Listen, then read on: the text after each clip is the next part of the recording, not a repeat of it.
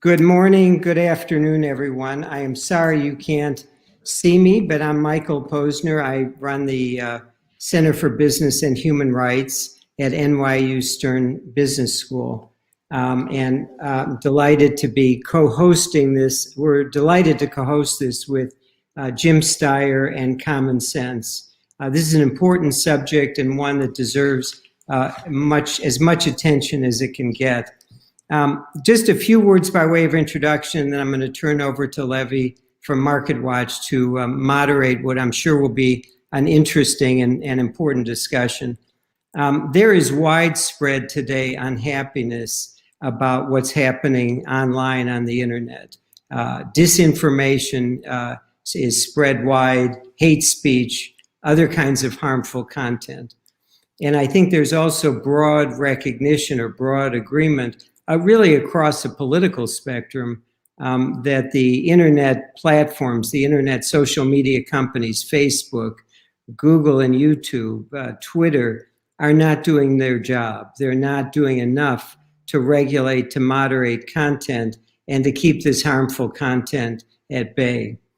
There has been some congressional debate about this. There will be more, some of it quite unhelpful. For example, coming from people like Senator Cruz and Hawley, who say that conservatives are being blocked. We don't believe that's true. And my colleague, Paul Barrett, who is one of the great presenters here and has written 7 reports for us on this subject, has really, in a recent report, taken that allegation and unpacked it. But I think there really is now a chance for Congress to debate what should the government be doing to push the companies to regulate the internet in a more responsible way. Part of that is going to be a look at legislation. There'll be lots of it introduced. And one important piece of that legislation is Section 230 of the Internet Decency Act, Communications Decency Act of 1996. So today, in this conversation, we're going to look at Section 230, what it is, why it's important, and what we need to do to improve it. I'm hoping also that Jim and Paul will take the discussion a bit more broadly to say, what should government be doing to make sure that these companies step up to the plate and do what they need to do to make sure that the internet is a healthy, happy place that in fact promotes democratic discourse. So Levy, over to you. Thank you for moderating, and thank you all for being with us. Thank you, Michael. Good morning or good afternoon. Good morning to Jim. Good afternoon to Paul. We are joined today by Jim Steyer, CEO of Common Sense Media, and he is also a professor at Stanford. We have Paul Barrett, who is the Deputy Director of the NYU Stern Center for Business and Human Rights. And I just want to get right into it. I just want to start off by reading what's commonly known as the 26 words that created the internet, also known as Section 230 of the Communications Decency Act. And that is, no provider or user of an interactive computer service shall be treated as the publisher or speaker of any information provided by another information content provider. So on that note, I'd like to go to Paul and ask, what is your proposal about what should be done about Section 230, which has allowed not just the internet to flourish, but these tech giants that we're talking about to flourish? Right. Thanks very much, and greetings to all participating.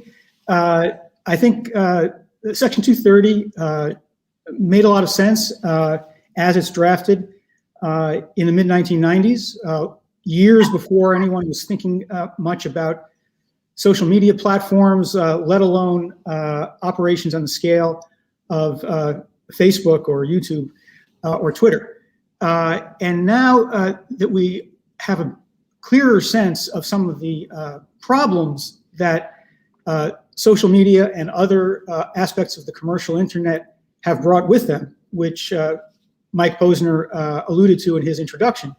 I think there is a widespread sense that Section 230, which in practice, in effect, provides immunity from legal liability for user-generated content on these sites, meaning that the sites can't be sued for material that's defamatory or otherwise allegedly harmful, that this has to be revisited, that this protection may no longer be appropriate or valid for companies of the heft of a Facebook, and that we ought to think of at least amending it, although there are people who advocate revoking it altogether.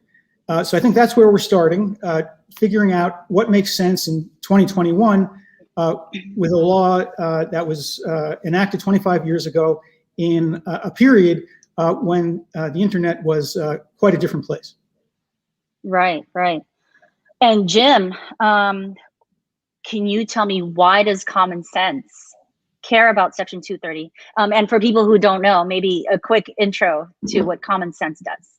So Common Sense Media is the leading media, kids media and advocacy group in the United States. We do three things. We rate, educate, and advocate. We have a consumer platform that hopefully many of our audience members use, where we rate all forms of media and tech content. It's used by well over 100 million people each year. We have a schools platform with about 110,000 member schools, where we teach digital citizenship to about 25 million students a year. And then we are this large advocacy group that focuses on issues affecting kids, families, and the tech world and specifically. So that's who Common Sense is. And we do big research arm as well. And Mike Posner is one of my closest friends for many, many years. So I'm delighted to work with Mike and Paul today. Levy, to me, 230 has, and I think Paul characterized it really thoughtfully, because it was written 25 years ago, which shows you in general how out of date our efforts to regulate the tech platforms, both large and small, are. The fact that this law has largely stayed intact for 25 years just shows how incompetent our federal Congress has been really over it, and executive branch has been in regulating tech. But essentially, as Paul said, it eliminates liability, legal liability for companies large and small for the content on their platforms. And that may have made sense in 1996, but that does not make sense in 2021. We always say that Section 230 is a get out of jail free card for the large tech companies. And we think it needs to be fundamentally overhauled. And a couple of things I would add, and then we go to the next question. One, I think the way rather than getting just 230, Section 230, I think you should frame this in the light of the need for broad platform accountability. The major tech and social media platforms in this country and this world need to be accountable to consumers here in the United States and globally. They need to be held accountable in many cases for the content on their platform, the fact that they amplify misinformation, disinformation, hate speech, racism, many other things that are really, really damaging people and our broader society and democratic norms. So I think this is really an issue of broad platform accountability that has to happen. It's Congress stepping up and with the executive branch and doing its job. And it's also going to involve state legislation, because when we get into specifics, I'm going to argue that I think it is unlikely that we will see broad federal legislation this year. It may take more than a year for really comprehensive federal legislation to get passed. But I do think that we may see some state legislation, which in many ways limits the ability of tech platforms to have this get out of jail free card. So finally, we're having a major national and global discussion about the accountability of the major tech companies, and particularly the social media platforms like Facebook, YouTube, Instagram, et cetera. And it's about time, and we need some common sense. So, on that note, I would like each of you to sort of talk about how Section 230 has been framed as a free speech or a First Amendment issue.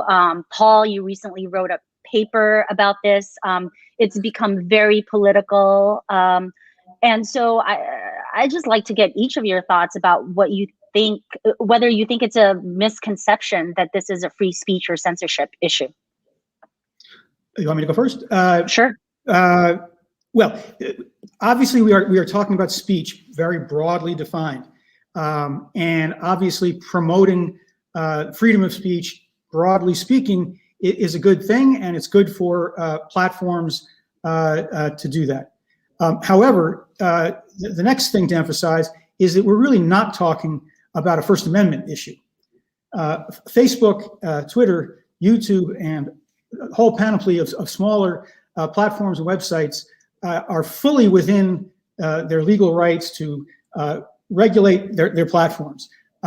Every bit as much as the New York Times is has the authority and ability to say what articles go on its op-ed page.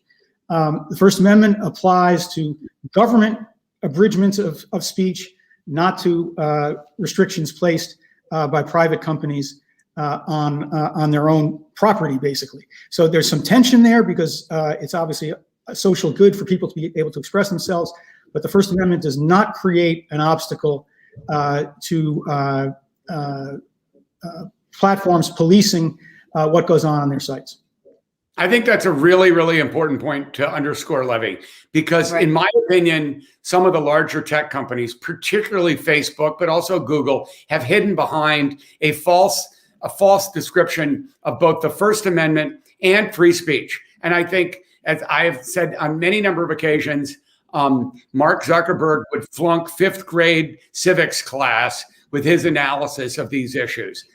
Because this is really an issue of corporate responsibility. And I actually think that the example Paul gave is great. The New York Times polices what's on in the New York Times. I run a large platform ultimately with hundreds of millions of users on it. So if you don't like what's on Common Sense, you should hold me and the people who work at Common Sense accountable for that. We're not constrained by the government. We're responsible for the content on our platforms. And we are a publisher of content. Sometimes it's our own content and sometimes it's user-generated content. We do both, but we're responsible for all that content. And so this is really an issue of responsibility at the upper echelons of some of the major companies, and then, as Paul mentioned, some of the smaller companies for what's on their platforms. Now, in my opinion, the government should not have made them not liable for what's on their platforms, particularly the amplification of speech such as hate speech, racism, violence, misinformation, disinformation that undermines our democracy. That kind of stuff is really about the norms and responsibilities of the leaders of those companies. And so hiding behind these vague statements about free speech, and which wouldn't get them through undergraduate con law at any school in the country, is embarrassing. But that's what they've done. And I do think they did it intentionally. I don't ascribe this to some noble aspirations on the part of Mark Zuckerberg or Larry and Sergey at Google. I think that was a calculated political effort, which they were not called out on by politicians or enough by advocacy groups like Common Sense. And they got away with it for a long time because everybody thinks, as Paul said, that free speech is a really important value in our society. I agree with that. But this is about responsibility, plain and simple, and transparency and other really important values. So, Paul, one of the things that you argue in one of the papers you've written about this topic is that internet companies may need their own regulatory agency. Can you talk a little bit more about that? Sure. While the main topic of our discussion today is Section 230, in my view, Section 230 is really only one part of a larger subject, which has to do with the regulation of the commercial internet and specifically social media.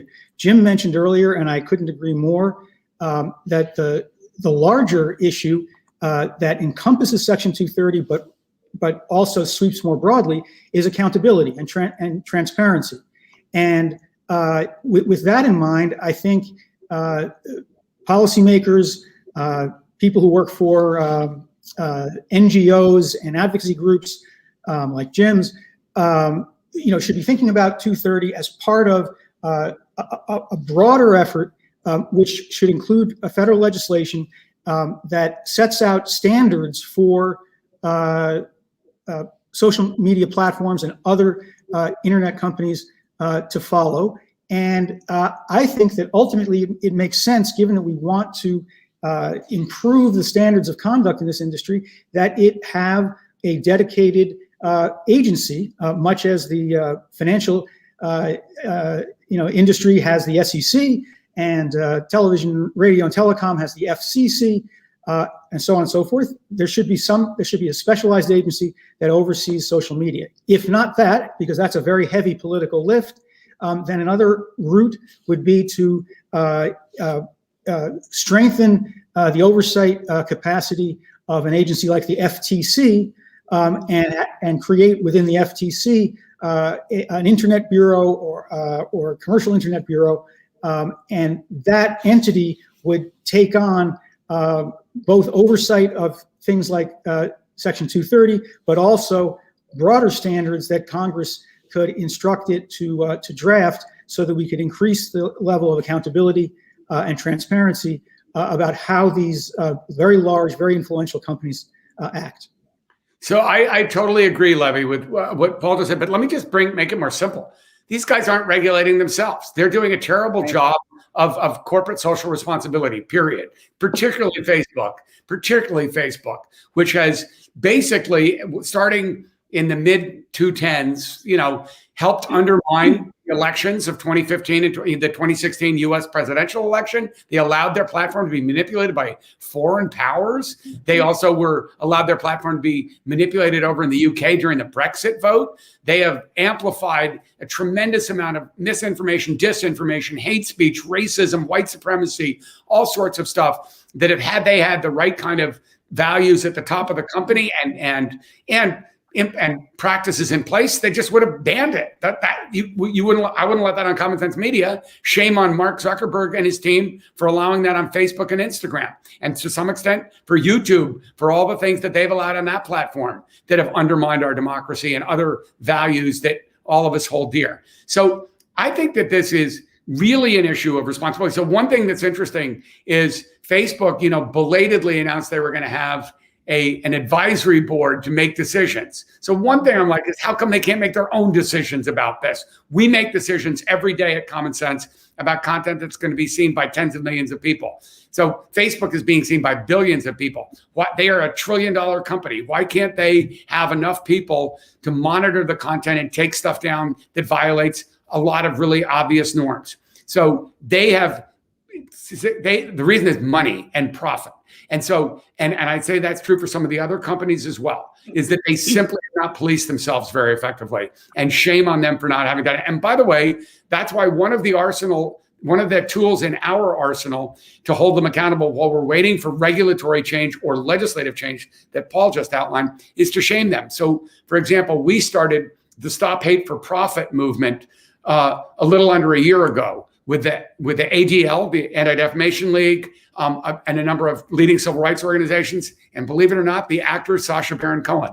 And what we did is we created a public effort to shame, particularly Facebook and Instagram, for the fact that they were permitting all this content on their platform and amplifying all this really offensive, anti-democratic content. So there's a ton that can be done while we're waiting for legislation. And it's literally the companies themselves being more responsible and more transparent. I think Michael would like to weigh in on this. Again, sorry you can't see me. I think, Jim, one of the things you just said, and I'd love you both to amplify on this, these companies have essentially outsourced responsibility. Correct. So they don't really own the content moderation. They send it to the Philippines or India and have some group do that. They have this advisory group making tough choices for them. At the end of the day, whatever government does to regulate, and I think we're all agreeing that ought to happen, the regulation has to be in tandem with what the companies are doing. Correct. Because the companies control their sites.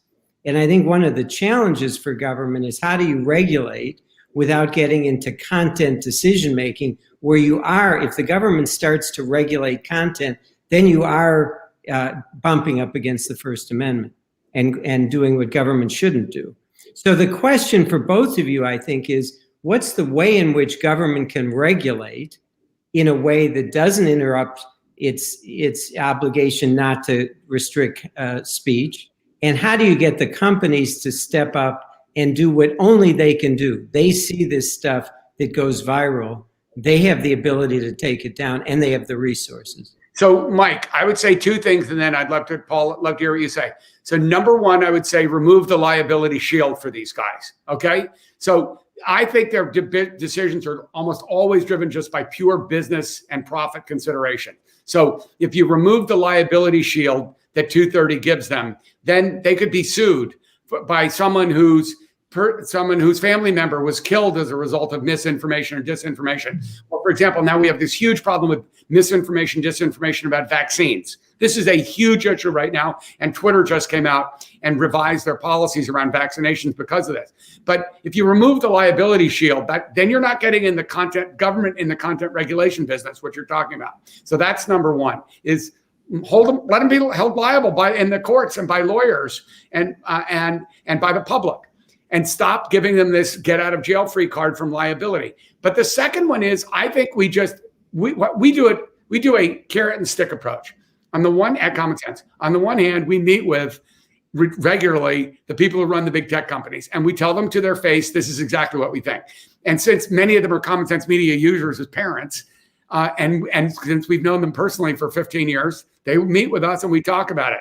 As I said, the reason I'm so publicly critical of Facebook is because I've had a lot of conversations with the people who run that company where I just think they're disingenuous. And I think they've been dishonest sometimes with me in the conversation, whereas you don't hear me saying that about other executives, and I'm not afraid to say that if I think it's true. So I think the other one is basically they have to step up to the plate and stop outsourcing it, Mike. Exactly. It's like hiring a call center in the Philippines or India instead of hiring however many employees you need to do to police your site and make sure it's consistent with whatever values you have. And by the way, that's your right to do as a company. Now, Common Sense is nonpartisan, right? And it's critically important that we are, because we have a mass audience and we want everybody, no matter what your political or religious views, to be able to use our movie reviews and video game reviews and TV reviews. But we absolutely police the content on our site and take it down constantly. And we don't have the resources that a Facebook or an Instagram or a YouTube has. And we don't have the volume of content, but they could do that. They're like the richest companies in the world. So I think there has to be an element of shaming, but the word outsource, the idea that they're outsourcing their own basic responsibilities that Mike just said is correct. So hold them liable legally and then make them step up to the plate. And if they don't, let's keep shaming them. Look, we have shamed Facebook very effectively. Look at their public opinion ratings among tech companies compared to all the other ones. They're way below every other of the major tech players. And it's largely because of this issue. Well, I agree completely on the outsourcing issue, which we've written about it at length. And I think that's a very important one when it comes to content moderation, which I think is a core function of these companies and should be handled in-house by direct employees and be transformed into a much higher priority. Mike, you asked about how regulation could work while avoiding the danger of violating the First Amendment's prohibition on government abridgment of speech. And I think there are a number of ways that legislation could be written that would emphasize greater transparency and accountability without coming close to the government making content decisions. One illustration, you could have a requirement set out by Congress, enforced by the new internet branch of the FTC, for example, that would impose a requirement that companies demonstrate that their algorithms that are involved in ranking and recommendation are not favoring sensational and unreliable content as a way of boosting user engagement.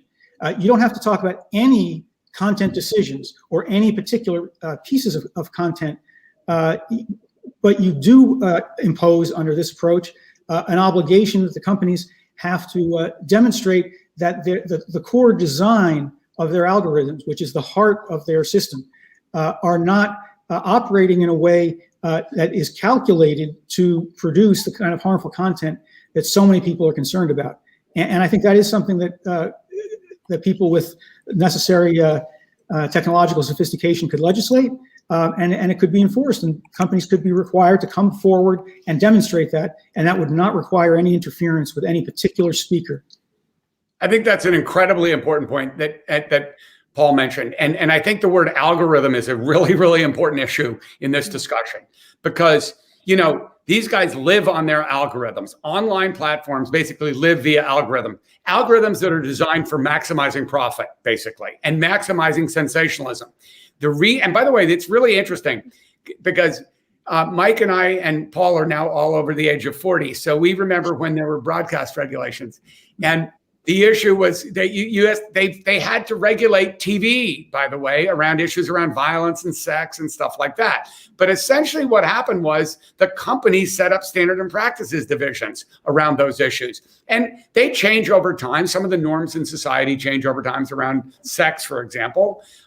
But that's always been something where they had to have standard and practice divisions but they weren't that was human beings. Now, some of the companies, particularly the social media players, hide behind their algorithms. The algorithms are all about sensational, maximizing attention. This is the attention economy.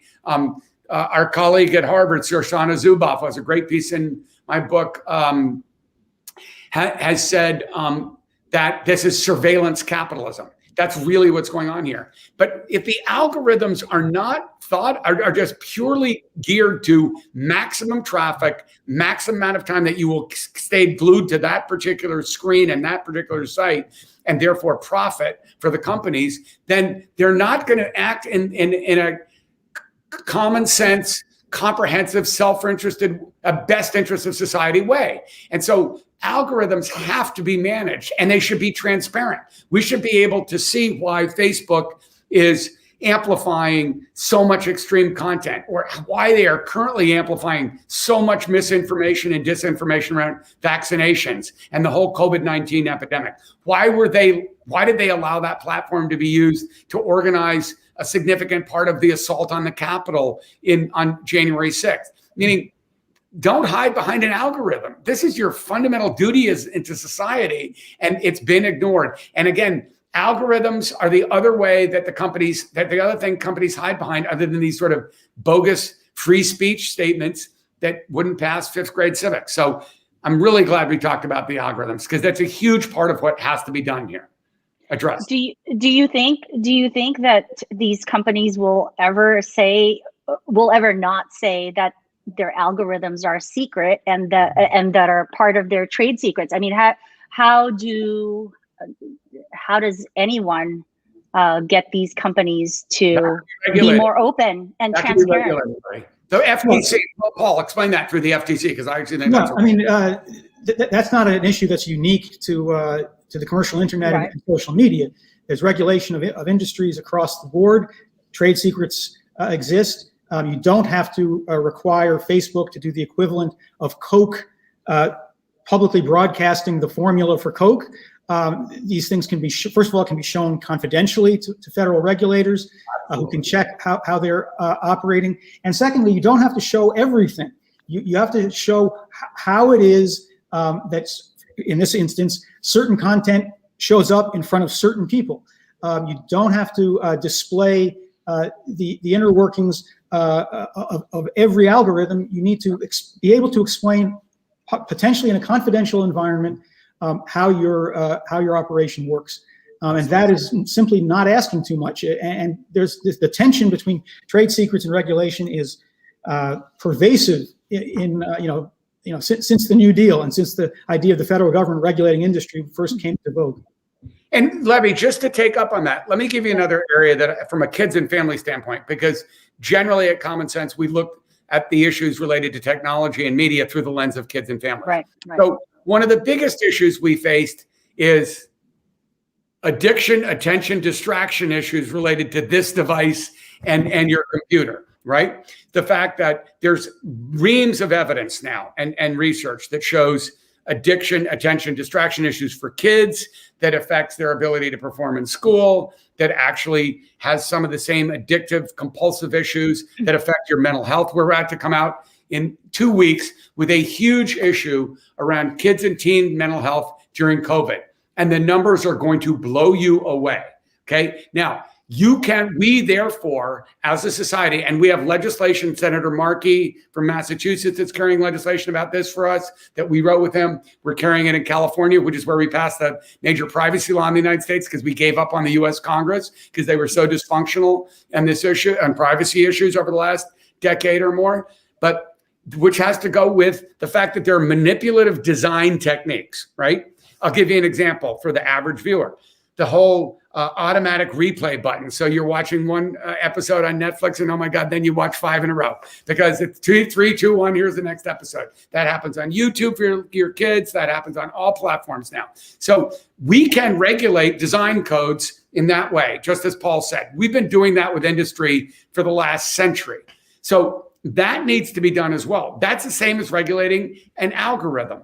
The algorithms can be regulated. They can be done in a way that protects trade secrets, but there's been no effort. There's been this complete hands-off approach from the federal government, basically, for almost a decade. And by the way, it's been bipartisan. It's not, for example, the Obama administration did not step up to the plate on privacy issues. They didn't step up to the plate on the design issues. They were very close to the tech companies in many cases where, even though we may have liked other things they were doing, we didn't think they were. That's why we started passing legislation in California around privacy, for example, because the federal government just failed. And if the agencies themselves did not do a good job, the FTC and the FCC simply did not step up to the plate and do their job on behalf of consumers. So there's all sorts of positive stuff. I think we're going to see a burst of really interesting stuff in the next year or two.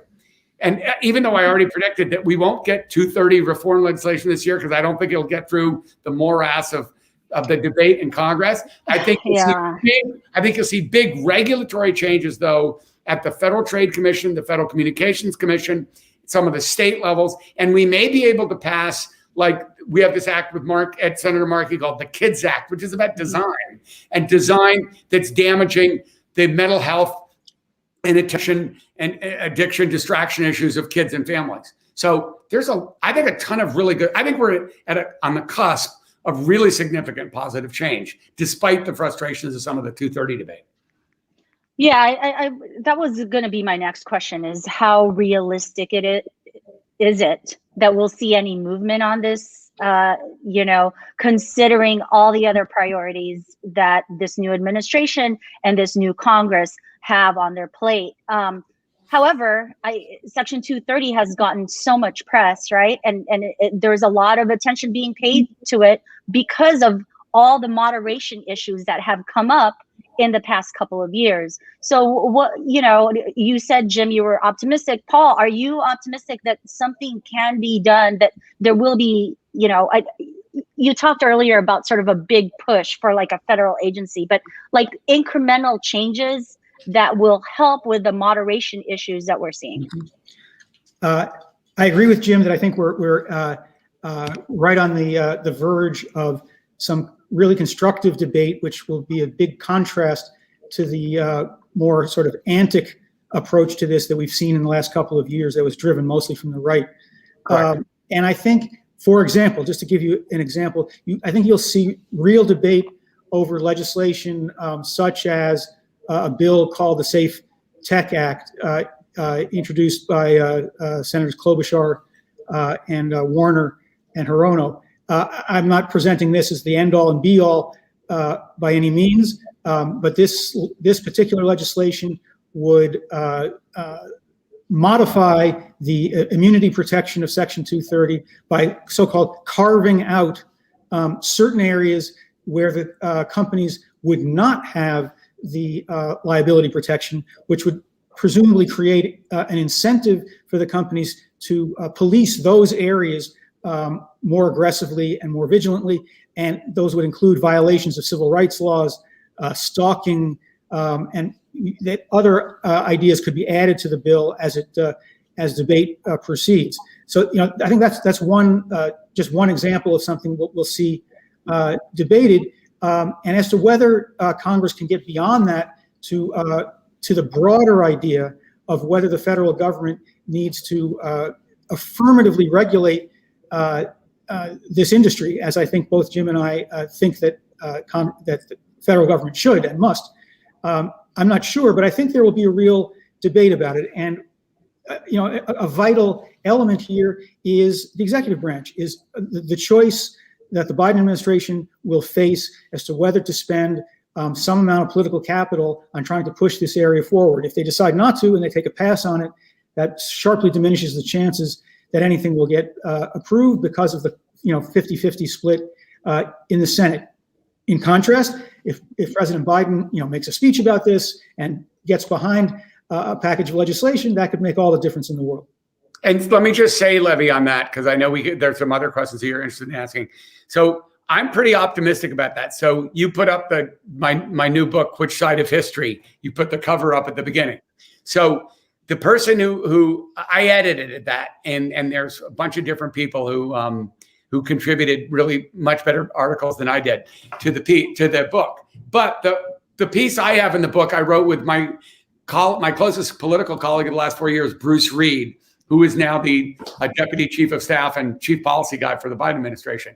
And it is entitled Why 230 is Bad for Kids and What We Need to Do to Change It. So I am actually with Bruce there and some of our other really good colleagues, Susan Rice, the domestic policy advisor, was a founding board member at Common Sense Media, having spoken to both President Biden, Vice President Harris on multiple occasions. I actually think that you have an administration, to Paul's point, that is actually going to speak out on this issue. Now, they're not going to do it in the next few months because they have their hands full with getting shots in the arm and reviving the economy and making sure that some of the extraordinary inequity that was laid bare by the COVID-19 pandemic is moderated. That's why they're focused on this stimulus package. But I actually think this is a different ballgame with this administration. And I, for one, am optimistic that both the president himself, his really top aides like Bruce Reed, Ron Klain, et cetera, and also some of the new regulators at both the FCC and FTC are going to finally take these issues very seriously at the executive branch level. And that will spur major change and public awareness. Because part of what you need is actually public awareness of these issues. It's one of the reasons why we did Stop Hate for Profit with Sacha Baron Cohen and all these celebrities, because the public listens to them. And I think you have to have a public discussion about some of these issues, not just the content moderation issues related to Section 230, but attention, addiction, distraction, misinformation, disinformation, hate speech. I think the Biden administration, I'm cautiously optimistic that there are going to be a really, really, really landmark change administration in terms of tech policy. But not in the next 2 months, because they got to get the COVID-19 thing under control, and they got to get the stimulus stuff going, and they're going to do a really big infrastructure bill too. But I think they're going to focus on this, and I think from the president on down, we're going to see the first set of real leadership. And by the way, we're all talking about 230 now, Paul, but a year ago, Bruce and Reed and I would go in and see Mark Warner or Dick Blumenthal or Josh Hawley or Mazie Hirono or Amy Klobuchar. And we would, to their face, go, what are you doing about 230? And they wouldn't talk. So that's only recently that 230 has become an issue. I know, because I yelled at a lot of senators about it for 3 or 4 years, literally, in some cases yelled at them jokingly, like, you guys are missing what's going on. And I actually think you're right. What happened around 230, Levy, and why it's become such a big issue is because the right-wing guys got concerned about political bias. And they started saying this was the political bias of Silicon Valley, which I don't personally agree with, but it put 230 on the table. Remember, Donald J. Trump tweeted about 230 and said it should be abolished, not for the reasons we're talking about, because he didn't like the fact that Twitter was starting to moderate his content finally, right? So it's really interesting. But the public discussion of Section 230, nobody heard of a year ago, except for people like me and Paul and Mike Posner. I do see we have a question from the audience, but I just wanted to get in another question real quick of my own. Okay. And that is, we are definitely talking about the tech giants here. But, some people who have sort of opposed, completely throwing out Section 230 say there is no internet without it, that it has allowed startups and other innovation to rise, right? So, sort of just stepping outside the whole moderation issue for a moment, how thoughtful should legislators be about making sure that, that other platforms, other websites, other businesses that rely on user-generated content are not hurt by any changes to Section 230? That's an important question, and I don't know. I think Jim and I may differ slightly on this, in that I would not advocate getting rid of Section 230 altogether. I would keep it and amend it so that it becomes a means of creating incentives for more vigilant content moderation in areas where we think we have problems. And what you're pointing to is largely the reason why I would retain the basic law, because it is important for startups and for small websites or platforms that have user generated material on them, such as recommendations or comments and so forth. And I think in that context, Section 230 is not only not causing harm, but actually serves a constructive purpose. So I can elaborate on that if you wish, but that's my view. I actually pretty much agree with what Paul just said. That's it really thoughtfully said. The big thing is, I actually would just start fresh. I wouldn't throw it out. I would just rewrite the law. That's what I think should have happened. And I don't know if you would call that abolishing it. I have this discussion with colleagues at the time. I just think you got to start fresh and write the right laws. But Paul's exactly right. One of the big things you fear about is entrenching the power of large tech companies. So 2 points about that. One, but you therefore, Paul, you could write the laws so that you had to have a certain level of revenue for you to be affected by this legislation, which Right. would not stint innovation, et cetera, which is a hugely important aspect of the economy in general and the tech economy in particular. So that is, to me, something that could absolutely be done if we rewrite the law. And I always say, let's overhaul this whole area and start with a 2020 version of what we really should have, rather than the 1995 version, which is what we're currently working with. But you absolutely want to protect smaller companies so that they can innovate and challenge the big behemoths. That's why antitrust legislation, by the way, even though it's not the topic of today, or antitrust regulation, is going to be hugely important in the next few years. But the second, and I think we're going to see that again under the Biden administration and Congress, much stricter antitrust enforcement. But the other thing I'd say is, don't just think all the tech companies are the same. They're not. We love to sometimes go after big tech and talk about the fact that they're too rich and too powerful. And I actually think in general, that's a fair statement to make. But there is a huge differences between the various tech companies. And Facebook is not at all similarly situated as Apple, which is not as similarly situated as Google or Amazon.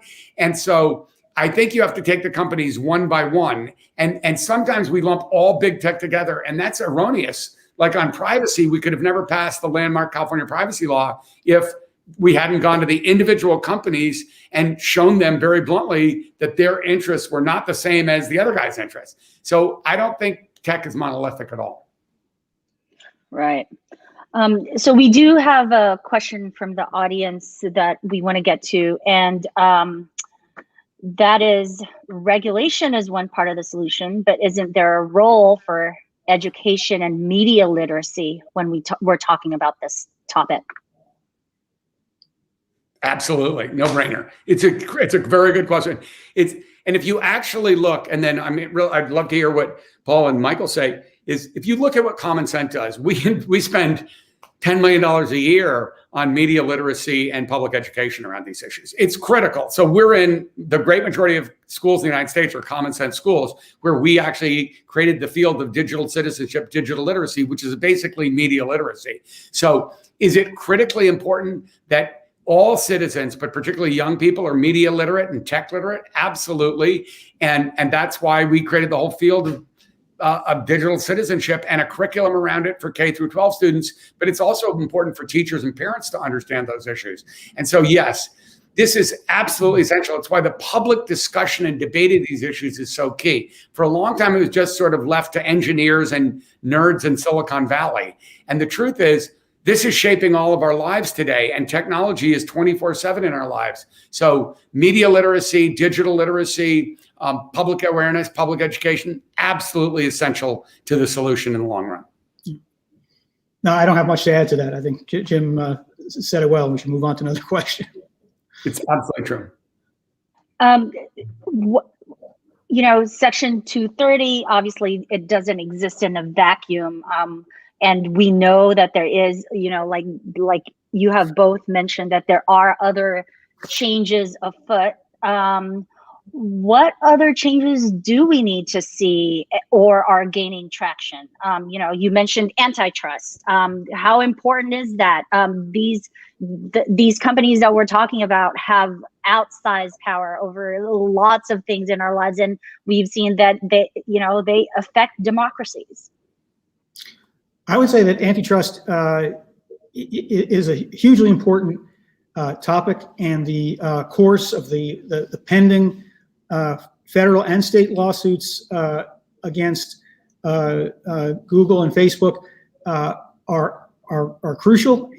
But having said that, I don't think those lawsuits which go after the monopolistic behavior of the companies, either in the form of gobbling up potential competitors or entering into sort of exclusionary agreements with other companies that basically force users to use their services. I don't think tougher antitrust enforcement, as important as it is, really goes to address many of the topics we're talking about today. If you broke up Facebook, just hypothetically speaking, and peeled away Instagram and other parts of the company, that would not necessarily address the problem of there being of harmful content being on the platform. So antitrust should be pursued. There's legislation introduced that would provide greater resources for antitrust enforcement. That's already been introduced, but that's not enough. And we have to remember that that's not the only issue that needs to be attacked on this front. Right. And Jim, of course, you alluded to stronger design principles. Yep. Why don't you talk about that? I will, but just to I agree with Paul, but I actually think, Paul, that the antitrust regulatory stuff, and it's really good news that Tim Wu just went into the administration, in my opinion, as a colleague of ours at Common Sense, who you and Mike know well from Columbia, just went into the Biden administration because one of the leading antitrust experts. I actually think that the antitrust stuff's really important because I think it's an existential threat, or perceived to be an existential threat by the companies. Even it may or may not be, because remember, it really changed Microsoft when they had to deal with an antitrust legislation, the antitrust case. So I actually think antitrust is going to matter by putting pressure on them to just be better corporate citizens in general. That is number one. But you're absolutely right, Levy. There are other things. I mean, one is the design changes, but the other thing that I think we have to talk about, because we're going to see progress on it in the next couple of weeks, which is really good, is one of the things that COVID has laid bare that is really relevant to the tech industry is the unbelievable inequality in our society. Unbelievable and increasing inequality. So you have this huge digital divide in America right now, where even though I have a 16-year-old son, I'm pointing upstairs because he's in school upstairs in my house right now, and there are about 15 or 16 million American kids who do not have the adequate devices and connectivity, broadband connectivity, to go to school in a distance learning world. And depending on where you live, that's a huge problem. That's the digital divide. But it doesn't just affect your kids' ability to go to school in a distance learning environment. It's your access to telehealth and telemedicine. It's your access. Most things today require access to technology and the internet for everybody, job benefits, employment, unemployment. And so one of the things that we can solve right now, that's a hugely important issue where I believe there should be and will be bipartisan support, is the yawning digital divide in this country. And 5 years ago, Common Sense and colleagues in the Obama administration, including the chairman of the FCC, Tom Wheeler, made sure that every classroom in America was wired for broadband. The classroom, but a lot of kids are at home now. So the issue now is the extraordinary inequality in access to broadband and devices and other services. So that's another hugely important issue, is the inequality in access to technology. And that is just wrong, because technology today and data is like the air we breathe. So everyone should have equal access to that. And I think you're going to see huge change in the stimulus that the Biden administration is pushing through now, that's reaching the Senate. And I think you're going to have over $7 billion in that ultimately for closing the digital divide. And that has to be a long-term infrastructure focus at the federal regulatory and legislative level, and also at the state level. We do have a question from the audience about sort of the different ways that Republicans and Democrats have been looking at Section 230. And so, if someone's trying to convince a Republican or a Democrat to make changes, how do you appeal to each group, I guess, is the question. Paul? Well, the problem to date has been that, Donald Trump wanted to abolish Section 230 because he was convinced that the platforms were hiding behind the law in order to censor conservatives. On the other side of the aisle, Democrats had complained about Section 230 because they said the platforms were hiding behind it when they were called upon to do more content moderation. So one side wanted less content moderation, that's the Republicans. The other side wanted more content moderation. I think we're going to have to hope that we can get past the Trump era contention, which I would say is more a distortion than an honest argument about the platforms censoring the right. If we get stuck on that issue, we'll never be able to make progress because it's kind of a fake issue. I think the only way to move forward is to try to find a common theme of holding internet companies, and particularly social media platforms, to a higher standard of accountability and to accomplish more transparency and figure out what about Section 230 can be done to accomplish those goals: transparency, accountability, which should be bipartisan goals. And you can do that in a variety of ways, and I think you need to do it by acting beyond Section 230, but redefining the interests has to be the way forward. I think really well said. And the one thing I would add is I think that's Paul's exactly right. These are really American issues. They're not and I think that the argument that Trump raised was a complete canard, not at all accurate. So I think that that's why the public debate question that we had earlier, but the importance of public education and if you will, media and tech literacy for young people, but also for everybody is so important, because this really goes to the heart of it's what we've seen in the last year, which I think is ultimately going to be very important, is our democracy has been under siege. Basic norms and institutions of our democracy have been under siege, and that's been enabled by a small handful of large technology giants, and particularly the social media platforms, and with incredible impunity and recklessness. So I think we are on the cusp of significant public awareness of this, and therefore, hopefully, bipartisan solutions. The problem has been the toxic nature of some of our partisan politics has made it harder to have really serious nonpartisan discussions. And at some point, if you want, Levy, I know we're running out of time. One way to look at this too is just the impact on children. Oftentimes when we want to make it obvious to people is to say, look, one of the biggest challenges any parent faces today is, remember, kids are not watching Nickelodeon and Disney Channel and PBS Kids all the time. They're on YouTube and TikTok. And so you have to have content moderation for your kids because you don't want them exposed to unbelievable pornography or extraordinary violence and hate speech when they're 5 years old. And they are right now if there isn't moderation. So I think one of the ways to also explain this to the public is to show the lens of children and the fact that you have to have on social media platforms. And that's why I'm highlighting YouTube and TikTok, which is where the kids hang out today, whether you like it or not as a parent. And that you have to have really thoughtful moderation there for the same reason, because it's in the best interest of children.